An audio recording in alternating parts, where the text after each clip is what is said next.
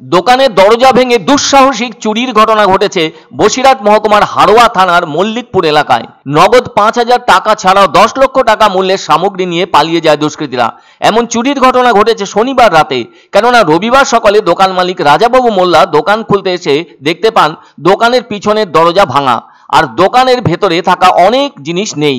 দোকান মালিক রাজাবাবু মোল্লা একজন ফসলের সার সহ অন্যান্য সহযোগী জিনিসের ব্যবসায়ী। আর এই সময়টায় চাষের মরশুম, ফলে আবাদি জমির জন্য সার সহ অন্যান্য জিনিস লাগবেই, সেজন্য ওইসব জিনিসপত্র তিনি দোকানে স্টক করেছিলেন। আর এখন একটু হালকা শীতের আমেজও লক্ষ্য করা যায়। তাছাড়া দোকান থেকে তার বাড়িও বেশ খানিকটা দূরে থাকায় রাতে দোকান বন্ধ করে চলে যান দোকান মালিক, আর পরদিন এসে দোকান খোলেন। সেরকমই দোকান খুলতে এসে এদিন তার চক্ষু চড়ক গাছ হয়। দোকানের ভেতরে ছিল অনেক বস্তা সার সহ অন্যান্য সামগ্রী, কিন্তু দুষ্কৃতীরা সেটা জানতে পেরে রাতের বেলা দোকানের পিছনের দরজা দিয়ে ভেতরে ঢুকে ৭০ থেকে ৮০ বস্তা সার ও অন্যান্য সামগ্রী নিয়ে চলে যায়। একরকম প্রায় অনেক টাকার জিনিস নিয়ে চলে যাওয়ায় দোকান মালিক জানান সব মিলিয়ে ১০ লক্ষ টাকার সামগ্রী খোয়া গেছে। ফলে তিনি বাধ্য হয়ে পুলিশকে খবর দেন। সে কারণে খবর পেয়ে হাড়োয়া থানার পুলিশ ঘটনাস্থলে আসে আর তারা তদন্তও শুরু করেন।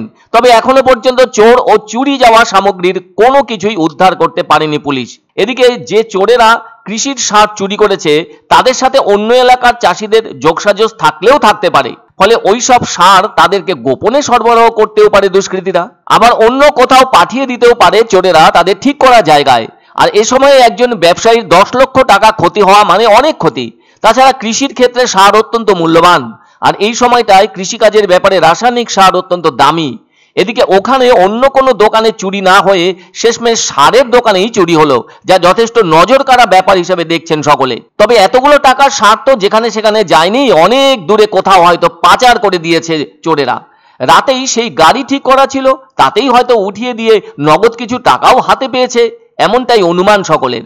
গত ১৭ই নভেম্বর বিধাননগরের জ্যাংরায় দুঃসাহসিক চুরির ঘটনা ঘটেছিল সন্দীপ কুমার গুপ্তার বাড়িতে।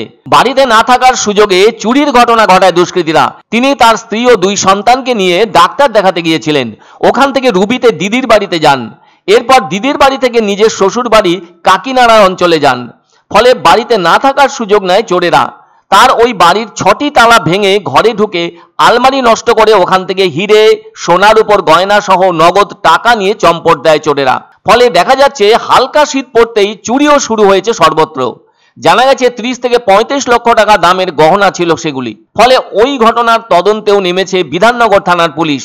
আর ওই সার চুরির ঘটনার তদন্তে নেমে পুলিশ কাউকে ধরতে পারে কিনা সেই দিকে তাকিয়ে ওই এলাকার অন্যান্য দোকান ব্যবসায়ীরা। পেটি ছিল প্রায় ২০-২৫ পেটি ছিল মাল, সব মিলিয়ে ওই ৯-১০ লাখ টাকার মাল।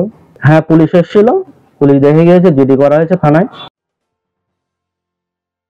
ধামাকা ধামাকা ধামাকা, সানরাইজ মার্বেলের নতুন শোরুম শীঘ্রই আসতে চলেছে জলপাইগুড়ি গৌরীয় মঠের পাশে নতুন করলা সেতুর কাছে।